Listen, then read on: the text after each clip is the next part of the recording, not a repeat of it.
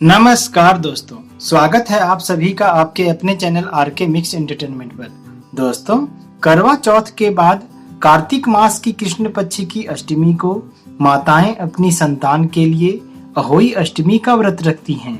यह व्रत संतान की अच्छी सेहत और उसकी लंबी उम्र की कामना के लिए रखा जाता है।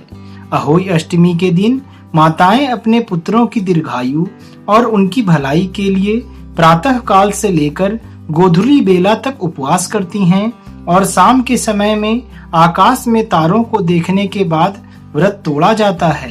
तो वहीं कुछ माताएं चंद्रमा के दर्शन करने के बाद भी व्रत को तोड़ती हैं, लेकिन इस दिन उचित समय पर चंद्रमा के दर्शन करना थोड़ा कठिन होता है, क्योंकि अहोई अष्टमी के दिन रात में चंद्रोदय थोड़ी देर से होता है। आइए दोस्तों, जानते हैं अहोई अष्टमी से जुड़ी कुछ खास बातों को, जिन्हें जानकर आप व्रत के नियम और महत्व दोनों को बड़ी ही आसानी से समझ पाएंगे। एक बात तो आप सभी जानते ही हैं कि अहोई अष्टमी का व्रत निर्जला रखा जाता है, लेकिन इसके साथ ही व्रत का संकल्प करते समय अपने स्वास्थ्य का ध्यान भी अवश्य रखें, और अगर आप पूर्ण रूप से स्वस्थ हैं तभी इस व्रत को निर्जला रखने का संकल्प लें। इसके अलावा इस व्रत में सास ससुर या घर के किसी बड़े के लिए बायना निकाला जाता है, इसलिए इस दिन यह काम अवश्य रूप से जरूर करें। व्रत करने वाली माताओं को इस शुभ दिन में दिन के किसी भी समय में सोना नहीं चाहिए, क्योंकि माना जाता है कि ऐसा करने से संतान की उम्र कम होती है। इस दिन व्रत का भोजन पूर्ण रूप से अपनी देखरेख में और सात्विक ही बनाएं, अर्थात इस दिन भूल से भी प्याज लहसुन आदि का प्रयोग ना करें। इसके साथ ही एक बात का और ध्यान रखें कि इस दिन कई जगह करवा चौथ पर इस्तेमाल किए गए करवे को ही पूजा में प्रयोग में ले लिया जाता है, लेकिन आप ऐसा बिल्कुल ना करें, और साथ ही पहले से इस्तेमाल की हुई पूजा सामग्री का इस्तेमाल भी ना करें। यह अच्छा नहीं माना जाता। इस दिन अष्टमी के व्रत की पूजा शुरू करने से पहले भगवान गणेश की पूजा पहले अवश्य रूप से कर लें, क्योंकि आप जानते ही हैं कि किसी भी पूजा का हमें पूर्ण फल तभी मिलता है जब पूजा की शुरुआत भगवान गणेश जी का नाम लेकर की जाए। अगर इस साल आप पहली बार यह व्रत कर रहे हों तो इस बात का खास ध्यान रखें कि सुबह स्नान के बाद झाड़ू लगाने और कबाड़ निकालने जैसा कोई भी काम बिल्कुल ना करें, और साथ ही इस दिन करवा चौथ की ही तरह अहोई अष्टमी के दिन भी चाकू, कैंची, सुई धागे आदि का इस्तेमाल भी नहीं करना चाहिए।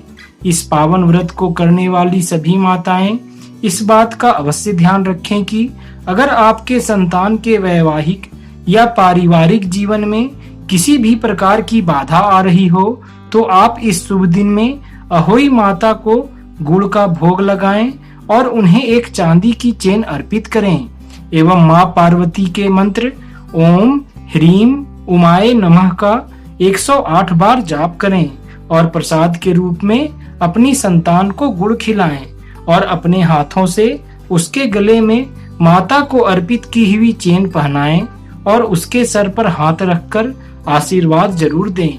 यह काफी शुभ होता है। इसके अलावा अगर आपके पुत्र या पुत्री किसी को भी संतान का सुख पाने में कुछ परेशानी आ रही हो तो आप इस दिन अहोई माता और शिव जी को दूध भात का भोग लगाएं और चांदी की 9 मोतियां बनवाकर लाल धागे में पिरोकर एक माला बनाएं तथा माता को यह माला अर्पित करें और अपनी संतान को संतान प्राप्ति हेतु उनसे प्रार्थना करें। पूजा के उपरांत अपनी संतान और उसके जीवन साथी को प्रसाद के रूप में दूध भात खिलाएं और माता को अर्पित की हुई माला अपनी संतान को धारण करवाएं। आप सभी माता पर पूर्ण विश्वास रखते हुए उनकी विधि विधान से पूजा संपन्न करें। आपके जीवन की सभी कठिनाइयां और परेशानियां माता के आशीर्वाद से जरूर समाप्त होगी। आइए दोस्तों, अब जानते हैं कि इस साल आप अहोई अष्टमी का पावन पर्व किस तिथि को कर सकते हैं। इस वर्ष कार्तिक मास में कृष्ण पक्ष की अष्टमी तिथि 13 अक्टूबर 2025 दिन सोमवार को है और इसी शुभ तिथि को अहोई अष्टमी का पावन व्रत संपन्न किया जाएगा।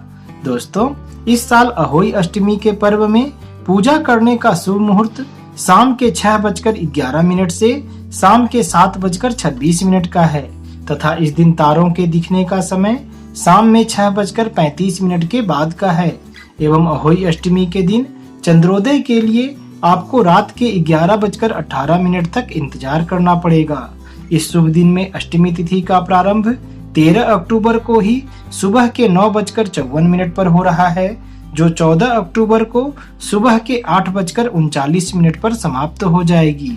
दोस्तों, अहोई अष्टमी की पूजा के लिए चांदी की अहोई बनाई जाती है, जिसे स्याहू भी कहते हैं।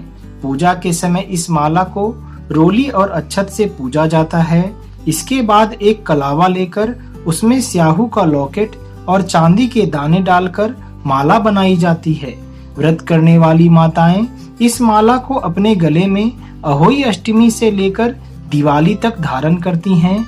मान्यता है कि इससे संतान की आयु लंबी होती है। आप सभी अहोई अष्टमी का पावन व्रत पूर्ण विधि विधान से संपन्न करें। माता आपकी सभी मनोकामनाएं अवश्य पूर्ण करेंगी। जय माता दी। तो दोस्तों, हम अपनी आज की वीडियो यहीं समाप्त करते हैं और मिलते हैं आप सभी से जल्द ही एक नई वीडियो के साथ। हमसे जुड़े रहने के लिए और आगे भी ऐसे ही सभी जानकारियां सबसे पहले पाने के लिए हमारे चैनल को सब्सक्राइब करना ना भूलें। जय श्री विष्णु।